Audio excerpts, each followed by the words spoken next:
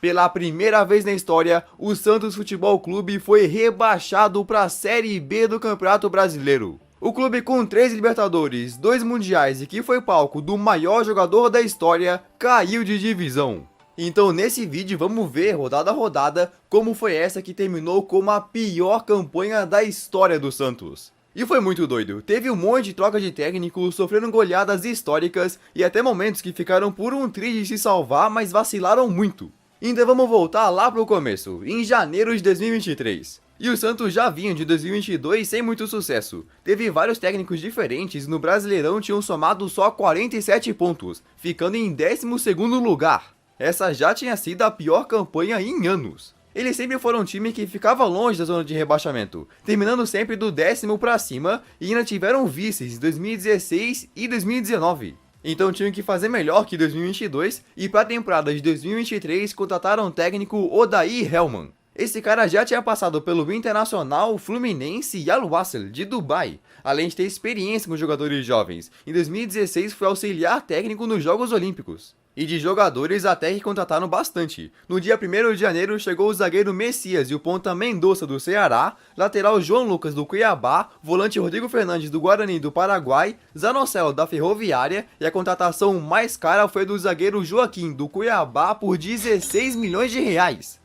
Além disso, também chegou o Lucas Lima do Palmeiras e alguns outros jogadores. Esses caras se juntaram a João Paulo, Eduardo Bauerman, Soteldo, Marcos Leonardo e 2 jovens promessas, David Washington e Ângelo. Não era um elenco ruim, tanto que no começo do ano a diretoria do Santos falou quais que eram os objetivos do clube para a temporada. Se liga! Chegar na final do Paulistão, alcançar pelo menos as quartas de final da Copa do Brasil e da Sul-Americana e terminar o Brasileirão em pelo menos 6º lugar.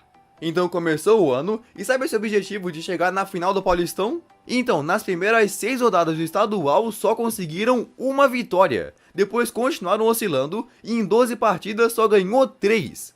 Então ao invés de chegar na decisão como queriam, nem no mata-mata chegaram e ainda lutando pra não cair, um desastre total. Pelo menos ganharam os primeiros 2 jogos da Copa do Brasil e na estreia da Copa Sul-Americana ganharam fora de casa por 1-0. Tudo parecia estar voltando aos trilhos, e foi nesse cenário que finalmente começou o Brasileirão. No dia 16 de abril, o Santos entrou a campo para fazer sua estreia no Campeonato Brasileiro contra o Grêmio no Rio Grande do Sul. Para o Santos, esse era o chamado Brasileirão Rei, porque era o primeiro depois da morte do Pelé, era uma questão de honrar o nome dele. E nesse primeiro jogo até que não jogaram mal, mas numa sobra o Grêmio fez 1-0 e o Santos acabou derrotado na estreia. Depois em casa empataram com o Atlético Mineiro e finalmente na terceira rodada veio a vitória, 3-2 em cima do América Mineiro. Ganharam também do Bahia por incríveis 3-0 e do Vasco fora de casa. E essa vitória em cima do Vasco levou eles para o 7º lugar na tabela. Nesse começo parecia que o Santos ia realmente alcançar os objetivos que tinham. Mas a torcida nem imaginava o que estava por vir. A partir daí foi só para baixo. E ainda fora de campo estourou uma bomba. Foi descoberto que o zagueiro Eduardo Bauerman tinha recebido dinheiro para receber um cartão amarelo no esquema de apostas. Isso foi nas primeiras rodadas do Brasileirão e ele foi punido a 1 ano sem poder jogar. Então acabou saindo do Santos e isso mexeu com o time. E se lembra daquela vitória contra o Vasco no São Januário? Então aquela seria a última em muitos jogos que viriam. A partir dali as coisas foram de mal a pior. No próximo jogo do Brasileirão, eles empataram com o Palmeiras, perderam para o Bragantino, empataram mais 2 seguidas e depois perdeu para o Corinthians em plena Vila Belmiro por 2-0.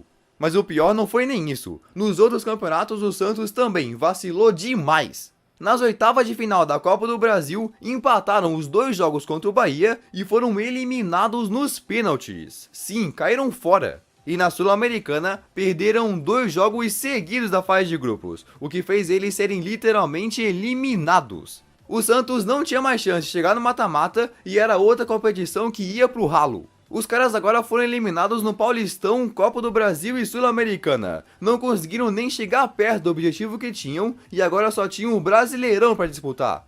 Aí depois daquela derrota contra o Corinthians em casa, o que somava mais de 1 mês sem vitória, no dia 22 de junho a diretoria fez o que todo mundo já imaginava. Mandou o técnico Odair Hellmann embora.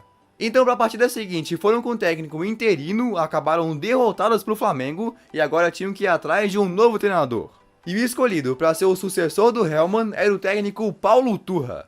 que saiu do Atlético Paranaense com bons números e agora ia assumir essa responsabilidade de treinar o Santos. Aí na partida seguinte do Brasileirão encararam Cuiabá e tomaram 3-0. Pois é, mano. Aí no próximo jogo, depois de um tempão, finalmente conseguiram arrancar uma vitória. E não foi fácil. Tomaram 3 gols do Goiás, mas conseguiram fazer 4 e ganharam a partida. Mano, o Santos ficou do dia 14 de maio até 9 de julho sem ganhar um jogo sequer. Olha que loucura. Mas se agora com essa vitória com o técnico Paulo Turra as coisas poderiam melhorar, na partida seguinte tomaram 4-1 do São Paulo, empataram com o Botafogo, perderam para o Fluminense e empataram com o Atlético Paranaense. Os resultados realmente não eram nada do que esperavam. Então depois de só 7 partidas o Paulo Turra foi demitido. A diretoria não esperou para ver se ele ia conseguir recuperar e demitiu o outro técnico. O que o Santos precisava agora era de um treinador com experiência para tirar eles dessa situação. Então a diretoria decidiu apostar num cara que já era técnico há mais de 20 anos com passagens por vários clubes, o uruguaio Diego Aguirre. Esse cara já tinha passado por Peñarol, São Paulo, Atlético Mineiro, Inter, São Lourenço e lá vai. Então agora chegava para fazer o Santos voltar a ganhar os jogos e sua estreia foi na 19ª rodada contra o Fortaleza, bem na finalização do primeiro turno. Aí no Castelão foram lá e tomaram 4-0. Sim, o Fortaleza humilhou o Santos com 4 gols no segundo tempo, o que jogou o Peixe para a 17ª colocação. Entraram na zona de rebaixamento, agora o negócio ficou sério. E uma coisa que aconteceu nesse final de primeiro turno foi a saída de 2 promessas, o David Washington e o Ângelo, que foram comprados pelo Chelsea por valores milionários. E com essa grana no bolso, o Santos fez sua maior compra do ano, trazendo o meia Jean Lucas do Mônaco por 6 milhões de euros. Além do João Basso do Arouca por 2,5 e outros como o Rincon e etc. Agora ia começar o segundo turno e o Santos tinha 19 rodadas para sair do Z4. Todo mundo acreditava nisso, os caras nunca foram rebaixados e não era agora que ia acontecer. Aí o segundo turno começou bem, na Vila Belmiro contra o Grêmio ganharam por 2-1 e mostravam uma recuperação. Até que no jogo seguinte contra o Atlético Mineiro perderam de 2-0. Mas faz parte, ganhar do Atlético fora de casa é realmente muito difícil mesmo. Agora o próximo era contra o América Mineiro, que estava numa situação pior que a do Santos, então esse não podiam perder. Mas no Independência tomaram 2-0 de novo, com ainda o sorteio do expulso no final. Aí a partida seguinte era contra o Cruzeiro em plena Vila Belmiro, e se não parecia piorar, piorou. Tomaram um gol no primeiro tempo e mais 2 no segundo, o Santos perdia por 3-0. Todos os times mineiros acabaram com o Santos. Então até ali, com o técnico Diego Aguirre, os caras tiveram 4 derrotas em 5 partidas, fazendo só 2 gols e levando 12. Então mesmo com só 5 jogos, adivinha o que a diretoria fez? Demitiu ele. Pela 3ª vez um técnico foi mandado embora. E mudança de treinador desse jeito prejudica muito um time. Aí quem ia comandar o Santos no próximo jogo era o interino Marcelo Fernandes. Ele assumiu o comando e o jogo seguinte seria fundamental se quisessem escapar do rebaixamento, contra o Bahia na Arena Fonte Nova. Aí até começaram perdendo, mas empataram e no último minuto viraram o jogo. O Santos tinha uma baita vitória e conseguiu os 3 pontos. Mesmo assim, continuavam na zona de rebaixamento e para sair dela precisariam ganhar o próximo, que seria contra o Vasco na Vila Belmiro. Quem ganhasse escapava do Z4, então foi um jogo muito tenso, o Santos abriu o placar, o Vasco empatou e o Peixe cresceu demais. Marcou mais 2 gols em sequência e depois outro no segundo tempo. Final de jogo, Santos 4, Vasco 1. O Peixe saiu da zona de rebaixamento, agora podia respirar melhor. Parece que manter o técnico Marcelo Fernandes estava dando certo. Aí se o Santos estava com 2 vitórias seguidas, o próximo jogo seria muito difícil. Iam encarar o Palmeiras na Arena Barueri. Seria quase impossível tirar pontos ali. E quando começou ainda saíram perdendo. Mas com um gol no final do primeiro tempo e outro no segundo, o Santos fez 2-1 e de uma maneira impressionante derrotou o Palmeiras. Sim, cara, o Santos estava se recuperando de um jeito muito rápido. 3 vitórias seguidas e saíram da zona de rebaixamento. Mas ainda estavam muito perto do Z4. Aí no próximo jogo contra o Bragantino em casa foram confiantes e prontos para mais uma vitória, mas tomaram 3-1. O Santos voltou para o Z4 e parece que isso mexeu com a cabeça dos jogadores, porque a partida seguinte foi uma das piores, não só dessa temporada, mas também da história do clube. Eles foram para o Rio Grande do Sul encarar o Internacional no Beira-Rio e parecia mais um jogo normal. até que em menos de 1 minuto a gente viu que o negócio podia ficar feio. Aos 57 segundos no cruzamento, o meia Kevinson faz contra. Começou mal demais e piorou. Aos 14 minutos, Alan Patrick corta e manda por cima do goleiro, fazendo um golaço. Numa baita tabela, Ener Valencia fica cara a cara e manda no canto. E depois Wanderson faz mais um pro Inter. Final de primeiro tempo, 4-0. Um desastre total.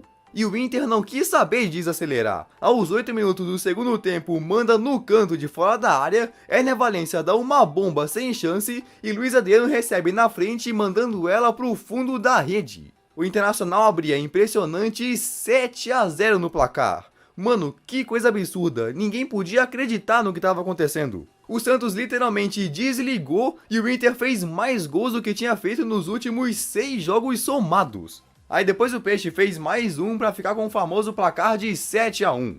Isso igualou aquela derrota sofrida em 2005 pelo Corinthians como o pior da história do clube no Brasileirão. Que vexame. Isso podia abalar completamente o elenco, mas não podiam desistir. Agora se encontravam na 18ª colocação e faltava 10 partidas. 10 jogos para escapar do rebaixamento. Eles estavam com 30 pontos e para não cair precisavam chegar em 45. Não era uma tarefa impossível. Então no próximo jogo, que seria contra o Coritiba, dominaram. 24 chutes a gol contra 3 do Coxa e ganharam por 2-1. Na sequência foram para a Neoquímica Arena encarar o Corinthians e acabaram tomando um gol no segundo tempo. Mas no último minuto ganharam um pênalti e Mendonça empatou. Mais um pontinho para conta. E se esse jogo era difícil, a partida seguinte era contra o Flamengo no Mané Garrincha. Ganhar esse jogo era quase que provar que o Santos não ia cair. Então foram lá e o Flamengo acabou abrindo o placar. Mas logo na sequência Nonato empatou e no final do segundo tempo o Joaquim de muito longe ajeita e dá uma bomba que vai no canto. 2-1 pro Santos, uma baita vitória sobre o Flamengo para sair da zona de rebaixamento. E essa sequência continuou. O jogo seguinte contra o Cuiabá na Vila ficou em 0-0, mais um pontinho pra conta. E contra o Goiás fora de casa, Júlio Furque marca no final do segundo tempo também e o Peixe ganha por 1-0. O Santos chegava aos 41 pontos e só precisava fazer mais 4 para tirar qualquer chance de serem rebaixados. Nessa hora já estavam até pensando em vaga para a Sul-Americana, estavam em 13º na tabela. Aí no próximo jogo contra o São Paulo não conseguiram marcar, mas também não levaram um gol, outro empate. E na partida seguinte, no Engenhão contra o Botafogo, o time da casa até começou ganhando, mas o Santos fez o que todo mundo fazia contra o Botafogo, gol no último minuto, 1-1. Agora faltava mais 3 partidas para acabar o campeonato e o Santos já estava com 43 pontos. Ou seja, se ganhasse mais um ou empatasse 2, estava salvo. Todo mundo acreditava, quem estava mais perto de cair era o Bahia e o Vasco. Então o Santos foi pro jogo seguinte contra o Fluminense para decretar a permanência na Série A. Tava realmente muito perto, era só vencer que tava livre. Mas no primeiro tempo, quem dominou foi o atual campeão continental, que abriu 2-0. Aí na segunda etapa o Santos foi pra cima com tudo, mas o Fábio defendeu demais e o Fluminense ainda marcou outro. 3-0, um balde de água fria. Mas tudo bem, ainda podiam ganhar ou empatar o jogo seguinte, que seria contra o Atlético Paranaense na Arena da Baixada. Esse foi um jogo bem equilibrado e o Santos foi pra cima, mas não conseguia converter as chances e de bola parada o Furacão abriu o placar. Então foram pro segundo tempo perdendo e com a pressão aumentando cada vez mais não conseguiu empatar. Enquanto que o Furacão só ampliou. De cabeça fez o segundo e no final do jogo o terceiro. Atlético Paranaense 3, Santos 0. Agora iam para a última rodada precisando vencer mais do que tudo. Para depender só de si, esses 3 pontos eram fundamentais. Ao final da 37ª rodada, o Bahia tinha 41 pontos, o Vasco 42 e o Santos 43. Ou seja, se o Bahia ou o Vasco perdessem, o Santos estava de boa. Agora, se eles ganhassem e o Santos não, seria ultrapassado. Era Vasco contra Bragantino, Bahia contra Atlético Mineiro e o Santos ia encarar na Vila Belmiro o Fortaleza. De fato, não era impossível. Tava em casa e ia jogar contra um time que não tava brigando por praticamente mais nada. Então entraram a campo e o Santos estava nervoso, muita coisa em jogo. Aí aos 16 do primeiro tempo teve uma baita chance, quando o Jean Lucas recebeu na cara do gol, mas chutou o chão.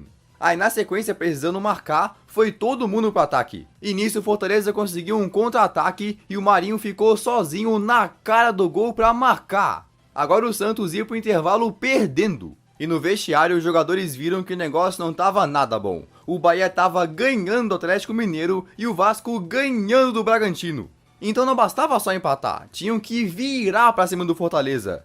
Aí no segundo tempo melhoraram. Aos 12 minutos Lucas Lima cruza e Messias cabeceia pra empatar. 1 a 1 e faltava só mais um. Precisavam mais do que tudo, tanto que o goleiro foi pra área ajudar também. Mas não conseguiam fazer e o negócio piorou. O Fortaleza recuperou a bola e enquanto o goleiro ainda estava voltando, Serginho chutou por cima para fechar o caixão.